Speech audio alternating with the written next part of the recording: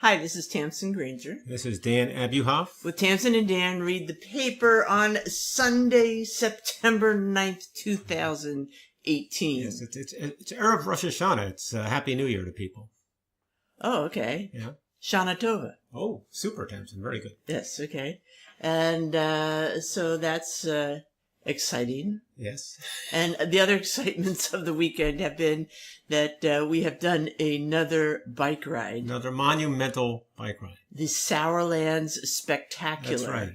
Not so spectacular some years because the weather can be iffy. It wasn't so bad yesterday, though. It was raining at the beginning. It was not for the faint of heart, but it was for us. It's a hilly ride. Yeah, it's very hilly. And because it's so hilly, we do one of the shorter versions, which is a mere 38 miles. It's a lot of climbing. It's a lot of climbing. But it was not that hot yesterday.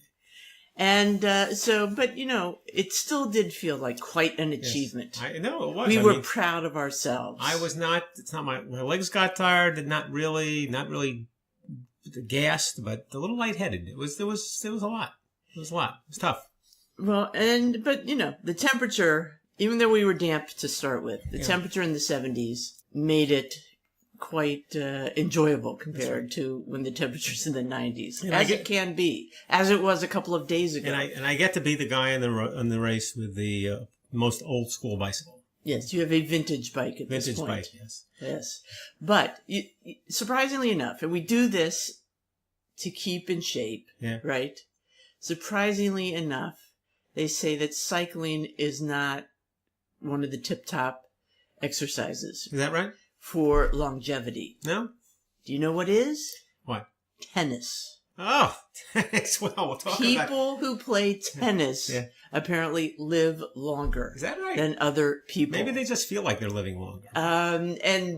You know what? Part of the thing they say is, because this is all the rage now, it's the social aspect. Oh, is that it? Yes. Okay. Biking is not social enough. Oh, okay. Of course, when we do this, when we go on a group ride with hundreds of other people, it has its social aspects. We do yell things to people as they go by us.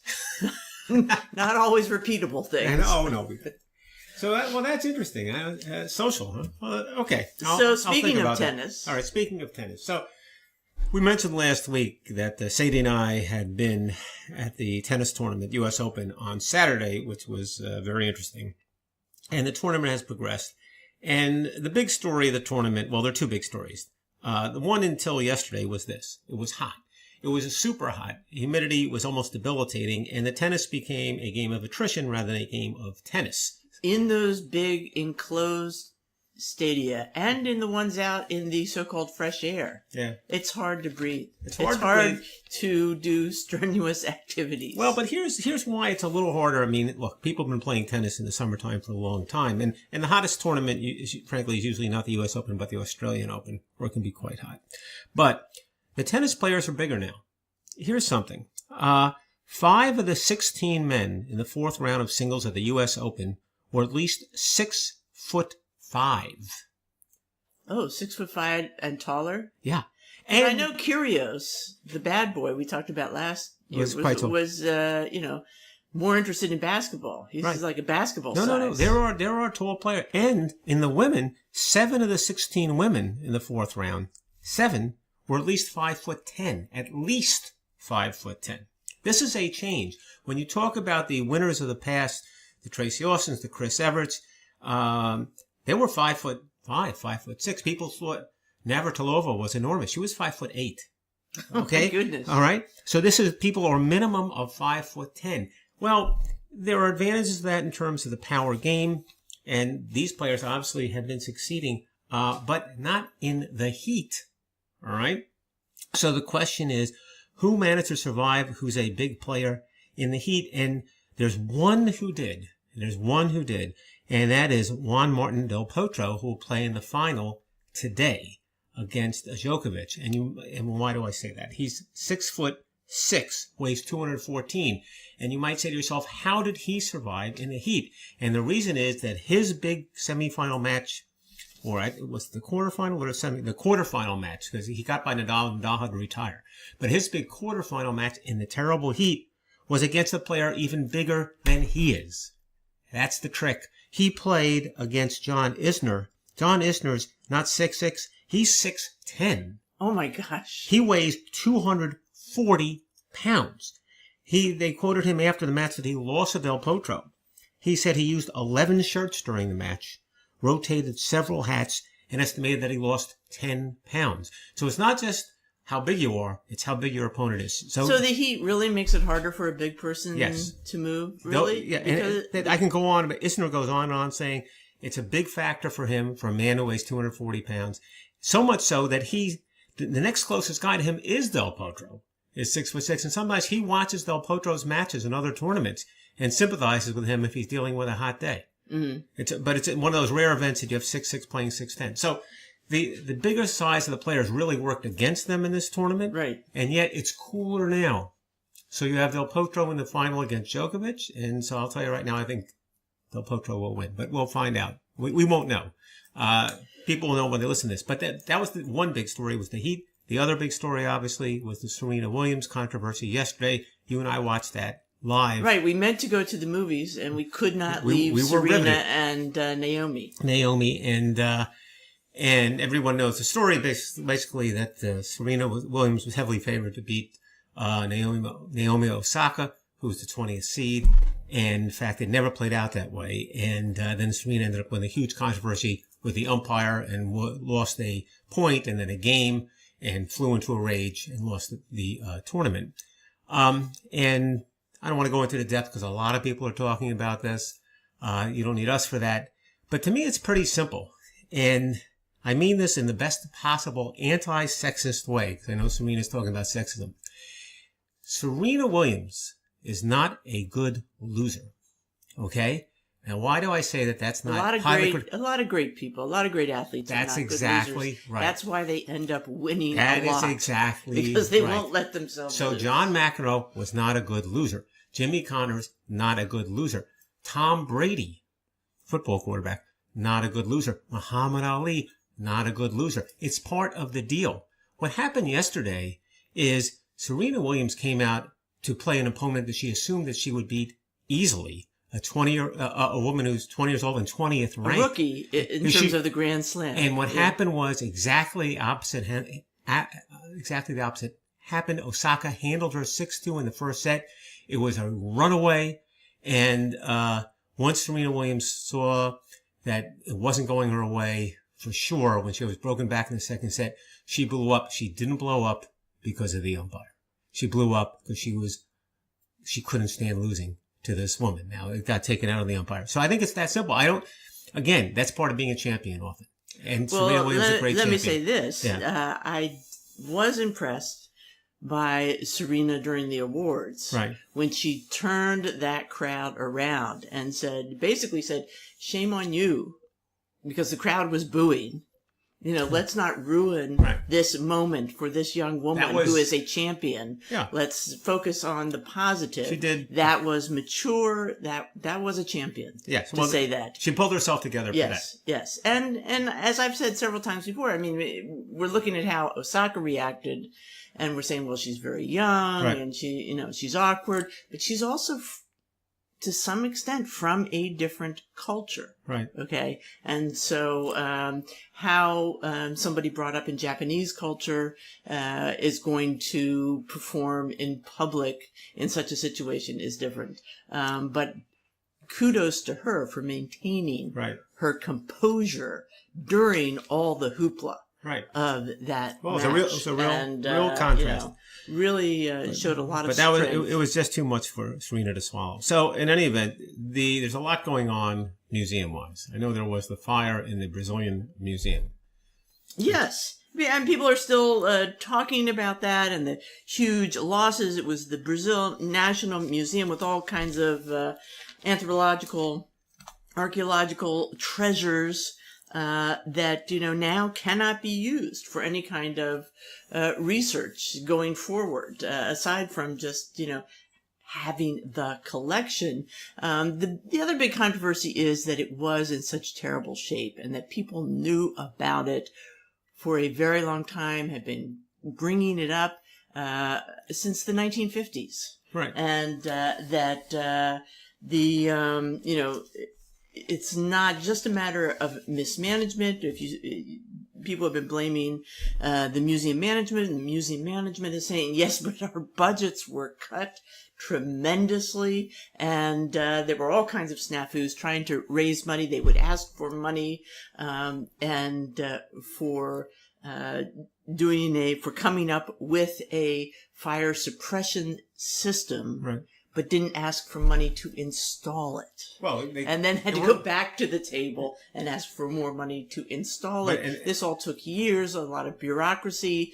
And meanwhile, think of all the millions that were spent on getting ready for the Olympics and renovating soccer stadiums, etc.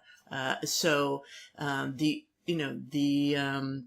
museum got really ignored in terms of funding, I think, and let that be a lesson. It's not simply a matter of keeping your cultural icons fancy schmancy. It's maintaining that cultural heritage, which may not be replaceable. Well, I did read an article that said not too many people paid attention to the museum, even in Brazil, quite apart from even the issue with respect to keeping it up and fire retardation. And a lot of people didn't go. It wasn't that popular a destination in Brazil. Yeah, but there's also the point that it had irreplaceable resources. I don't disagree with that. Collections, lace bugs that are only found in South America. Even the Smithsonian doesn't have them. They have a huge, fabulous collection. So it's a forever loss. Right. And partly because, funding. Yep. Funding. All right, but you have a happy story. Well, but on a brighter note, let's go to Vienna. Yes. There is an exhibition at the, what do we call it? The Kunsthistorisches Museum in Vienna. Well, that just means art history, old art in German. And it's going to be there from October 2nd to January 13th, 2019, and it's titled Bruegel. Okay, and we love Bruegel. Okay, Peter Bruegel the Elder. I know you love Bruegel. I know in the house you grew up in, there was a Bruegel print, a print of a Bruegel painting hanging over the fireplace for many, many years. There was. It was later updated with an impressionist, a print of an impressionist painting. And recently we were looking for the old Bruegel print. My parents looked for the old Bruegel print as if it were an original. They were scouring. We can only find this painting. It's worth $650 million. You say, no, it's a print. We didn't find it, so we never really tested the theory as to how much the print would have been worth. Well, your brother found the receipt. It apparently cost $75 new. Oh, well. So it was a steal. But fortunately, there is another print. Yeah. We have access to. That's at the Inn of the Hawk. Is that right? A nice pub in Lambertville, where I'm sure that Dixon and Mark see that painting every week. We'll have to go. Yeah. When they go there to eat, that's one of their hangouts. So anyway, Bruegel. This will be, a moment of scholarship never to be repeated in front of original works that have never been assembled before. Okay, so here's the problem with Bruegel paintings. They're painted on wood panels. Yeah. So that makes them incredibly fragile. All right. They're painted, dating from the 16th century. Mm-hmm. So they're very, very old. It's like moving around fragile 500-year-old furniture. Mm-hmm. So this is not something that happens lightly. And they have collected pieces from the Prado, from the Frick, from all over the world. Not only paintings, but drawings and prints as well. So it's a spectacular coming together of all of his works and a real opportunity to experience them in person. What else was I going to say about Bruegel? Oh, this part of the idea here is it's I think the 450th anniversary of his death in Brussels in 1569. So it's a big moment. So I was looking at some of the works that are in it, and One of them is a painting of a bird nester, someone who's robbing a bird nest, and a man kind of there as a witness and pointing at the nest thief. Mm-hmm. And that is supposedly based on a Netherlandish proverb, "He who knows where the nest is has knowledge. He who robs the nest has the nest." Okay, well, that's kind of tough-minded when you think about it.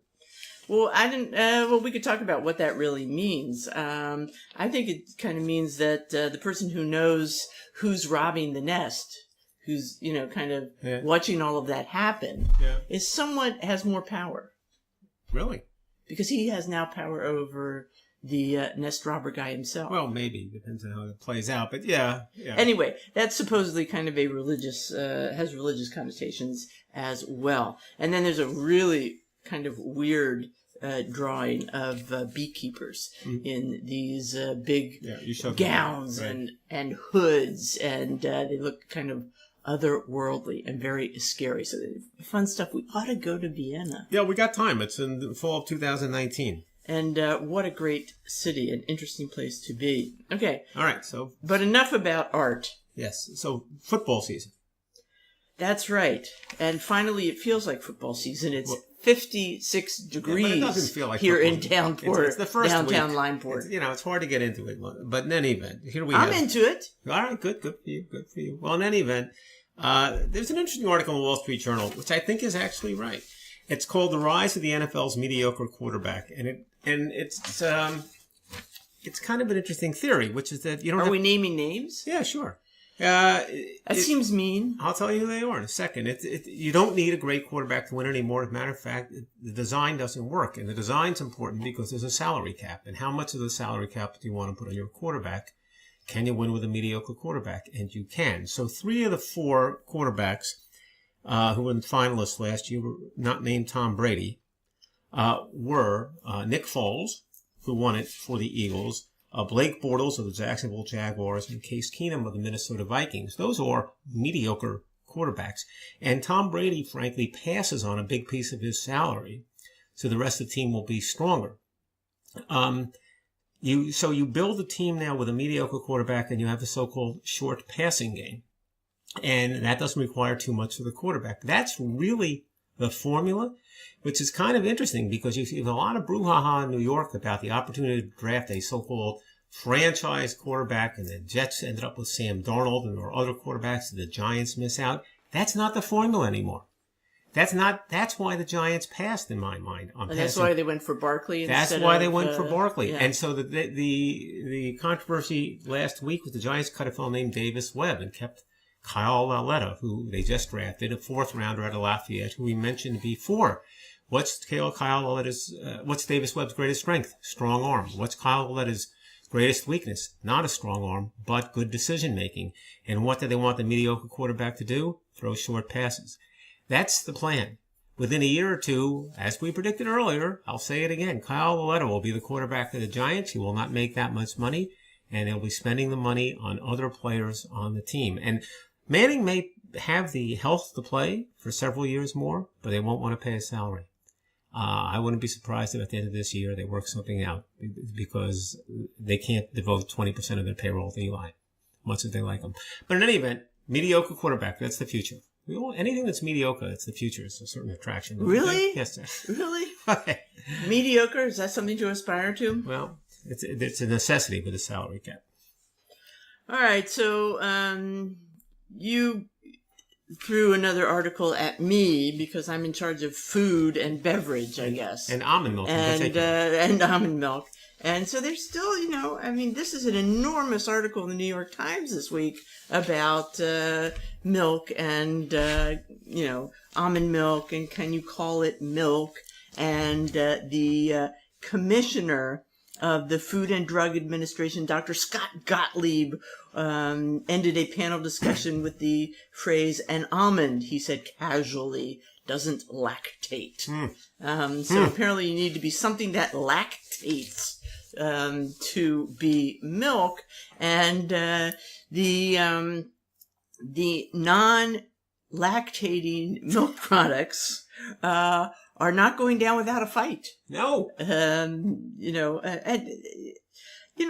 I kind of agree, who is anybody to tell us what to call anything, Well, I mean, it just seems it's not milk. kind of paternalistic, doesn't it? Is it milk, though? It just, I think it's a whole political thing. I can see both sides of it, but it's funny, the Times a little late to the party, notwithstanding it's a very long article. It's a very big article. And there are a lot of funny names for these products, too. There's one called, there's an almond milk called Malk, M-A-L-K, for example, and Milkademia, the drink made out of macadamia nuts. Yeah. Listen, I remember, I go back to milk with magnesia. I remember years ago people would take that for an upset stomach. I don't think anyone thought that came from a cow, right? Oh, okay. They interviewed some people like, a cafe owner who said, what am I going to do? Not put almond milk. Are they going to send me to jail for putting almond milk on the menu? Cafe owner gets sentenced 10 years for calling almond beverage milk. I don't know, but that continues to percolate. It's a controversy. Well, here's something that maybe should be a controversy, but somehow it's gotten lost. A fellow named... You're saying this with such excitement, and I know it's a tax story. It's not a tax, it's a math story. B, it's a math story. Don't judge it until you hear it. Okay, here you go. So a fellow named... I'm glad you're so excited. Let's get serious. It's an obituary. James Mirrlees died. Never heard of him. I never heard of him. Who heard of him? Well, he earned... The Peerless Mirrlees? Are you kidding me? He earned a Nobel Prize. So now your interest is piqued. Maybe he's an important guy. He had a Nobel. What did he win the Nobel for? Okay. He won the Nobel by demonstrating that and I'm reading from the Times a bit now, because I want to be careful about this, by demonstrating that too many progressive taxes imposed at the highest income levels could discourage the wealthy from earning even more, reducing the revenue available to pay for government services and assisting lower income households. In other words, what he demonstrated was this, that if the government raises taxes, it will end up with less money. And you might... Right, well, that's been... No. You think that's been established? No, I don't know if it's been established, but that's been the promise of many politicians, including Trump, that if we lower the taxes, the money trickles down. Well, no. To the little people. Let me be more precise. Oh, you're saying that the government will literally... Right. Yeah, you're getting it, but let me just say it, but I think you're going to agree with me. It's going back to the Kennedy administration. It was the idea that if you cut taxes, which was what John Kennedy did, it will spur the economy and the government will end up with more tax. Collected. And that's what people talk about. And, maybe that's right. And it's considered Keynesian economics and it's all good. That's what you hear a lot. But he's saying something different. Okay. He's saying that think about an individual. An individual is a wealthy, high-earning individual. I am telling you, without any effect on the economy, that if you, within certain bands, I'm sure, I haven't read a study, that if you raise the tax rate on that individual, have a so-called more progressive tax rate, you will collect lesser taxes from that individual. Really? Yes. That sounds so counterintuitive. I can't even tell you. And what is I'll give it to you in terms of numbers. It has to do with the incentives in people working. All right. So what he's saying is that if you have a tax rate of 60% on someone who earns, let's call it $150,000. All right, just to make it simple, the government. Well, I'll use this 60% really a marginal rate, but I want to make it simple. So let's say 60% of someone who earns $150,000. The government will collect $90,000. Right? Okay. If the government raises that to 75%, that person will not work as hard. Mm-hmm. He'll only work enough to gain $100,000. And the government will get 75% of the 100, which is 75,000, which is less than the 90,000 at the lower tax rate. How does he know exactly how hard people are going to work? This is how you win a Nobel Prize. Because I understand that you and I could banter about this and say, does that sound right? Does it not sound right? So on. But this guy who didn't believe it set out to test it. And again, I'm not going to defend his work or get into complicated econometrics, But when the proof came in, that's what the evidence showed. So as a result, he ends up concluding the income tax is a much less effective tool for reducing inequalities than has often been thought, and that an approximate linear or flattened tax schedule is more desirable than a progressive tax schedule. And again, I would say it seems counterintuitive and maybe not be right, except he did the work and he won the Nobel Prize. So there must be something to it. I'll just leave it at that. Nobody ever mentions it. That's the question. Okay. That's the question. He won the Nobel in the late 1990s. There's still time for the mathletes to take over the world. Well, it's inevitable. Don't you think? Well, I don't know. They're not speaking up. They're not stepping up to the plate yet. This is the first step. All right. So now it's back to me. Yes. Okay. With some interesting stories. Number one, about a giant oyster. Like a really big oyster. They call him Big. He or she. Yeah, I was just going to say, I don't know if you know it's a male oyster. But I don't even know how you tell that. And it's another story. I don't know. But anyway, moving right along here, it was found in the process of doing some renovations on the pier, Pier 40, I think, right at the end of Houston Street, West Houston Street. And let me tell you how big it How big was it? How big is it? Okay. It was not a 2-pounder. They were hoping it was a 2-pounder. It only weighed in at 1.93. That's a big oyster. So it's almost 2 pounds and almost 9 inches. 8.66 inches long. So it really was quite big. Wow. You can also ask yourself, how old was it? And how old was it? They're not sure. Okay. It could be 15 years old, maybe 30. One guy, the curator of wormy, slimy stuff at the American Museum of Natural History, Mr. Mark Seidel, is thinking it could be 60 years old. Really? So we don't really know about that. Don't forget that New York was once a hotbed of oysters. Right. In fact, in the 17th century, the 1600s, they had oyster stands all over the street, like we have hot dog stands now. Okay, at a certain point, they shut down the oyster beds around New York because of all the raw sewage flowing into the water. And so it's no longer, the oysters around New York are no longer that healthy. I mean, you see new oyster farms now, but this is not a farmed oyster. This is not some prize oyster that somebody raised. This is just an oyster that just weathered the storms at the end of Pier 40. So that's kind of fun. And then the other story is about poor Roma.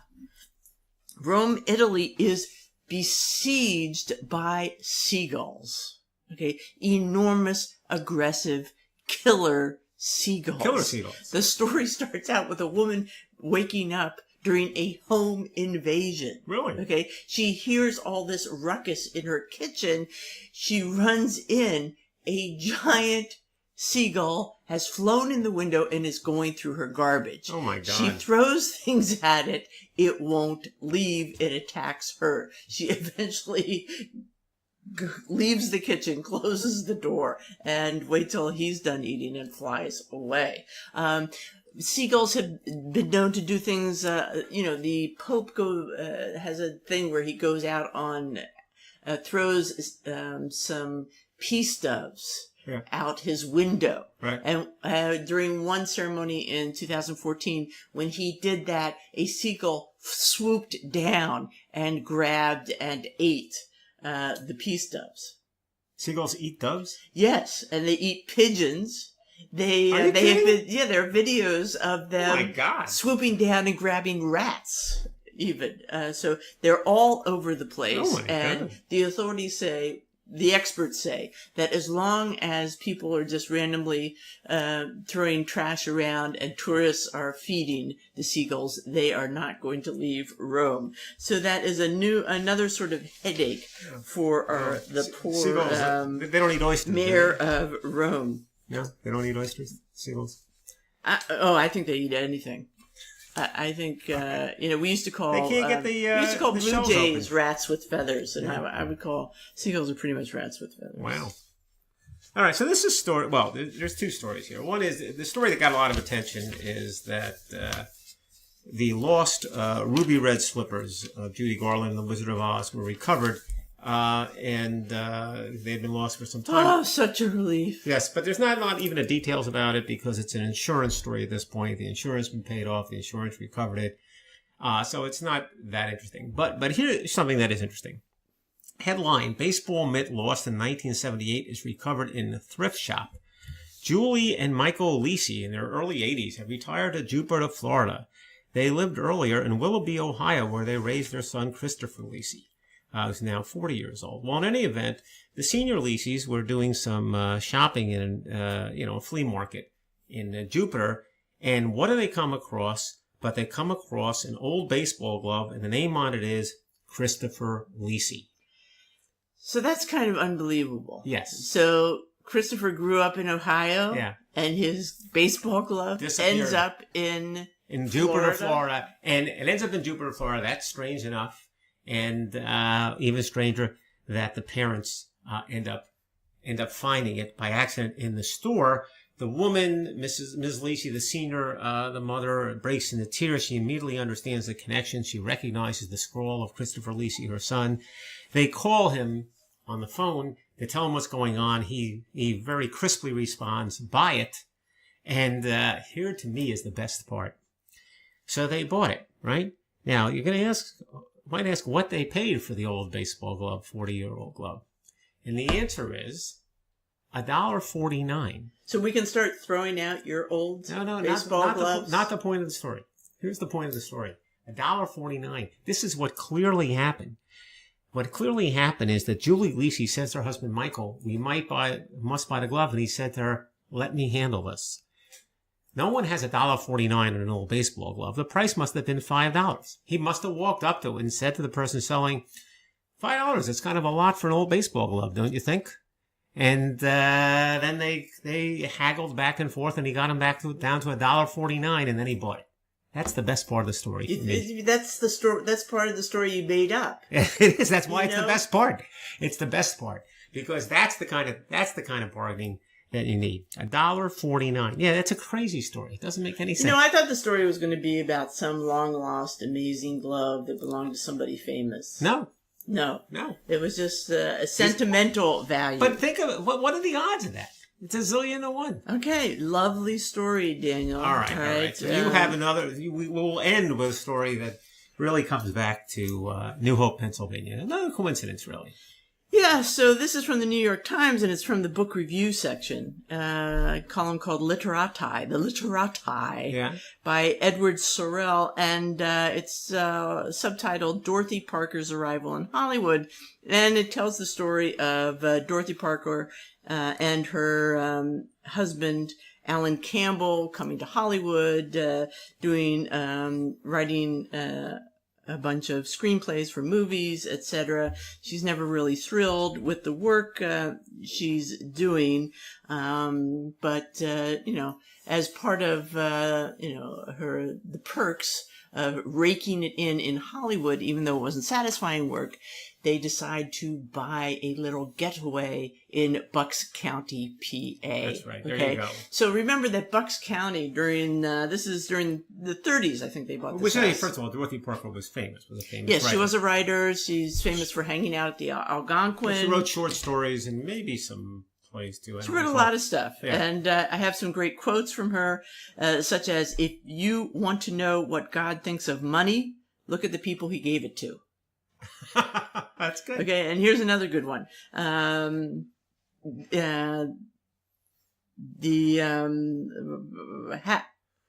is a real difference between wisecracking and wit. Okay, Wit has truth in it. Wisecracking is simply calisthenics with words. So these informed her writing. Well, now I'm chastised. And she's famous for other ones that, men rarely make passes at girls who wear Glasses glasses. with glasses. Yeah. Yeah. No, girls who wear glasses. Girls who wear glasses, Yeah. etc. So not all of them really stand up. as you say with your glasses on, but in any event, so finish your story. So Anyway, so they she bought buys this a place in about Bucks a farm County, in Bucks County, and which is where we are. And the excitement is that we go by that farm. It was called Fox Farm, almost every Sunday. Yes, on our Sunday ride, on our antisocial and bike it's ride. it's near the end of one of the last hills. It's a large piece of land. It's not. Yeah, we can't even see the house. We've never seen the house. Right, yeah. But we know it's there because a few years ago it was for sale, actually. And a friend of ours, Dee Dee Bowman, it was listed by Dee Dee for sale. And, so when it was for sale that time, it was highly publicized. And they told all kinds of stories about it. Like the people, they actually interviewed the caretaker's daughter, who said, the people there used to have these parties, and in the middle of the night, we'd peep out the window and see all these New York types jumping into the pool with no clothes on. Yeah, well, that sounds like Bucks County. Etc. Yeah. So, anyway, it's quite sort of hometown, evocative of the hometown. For us, it was a getaway for them, and their marriage didn't last. And they sold the place. They sold the place, and it's been sold again. So, well, they sold it because they ran out of money. So, that's all I got. Do you have any more calisthenics with words? No. Now I'm glad you waited till the end for that, because I would have been chastised about saying anything. I would have been checking whether it was wit or wisecracking. I'll think about that for the next time. So until then, we have to go watch the tennis. Who are you rooting for? I told you, Del Potro. Del Potro, the big man. The big machine. I identify with a big guy. Obviously. Yeah. Okay. No surprise there. So this is Tamsen, Granger. Dan Abuhoff. And we'll see you again next week with Tamsen and Dan Read the Paper. Thanks.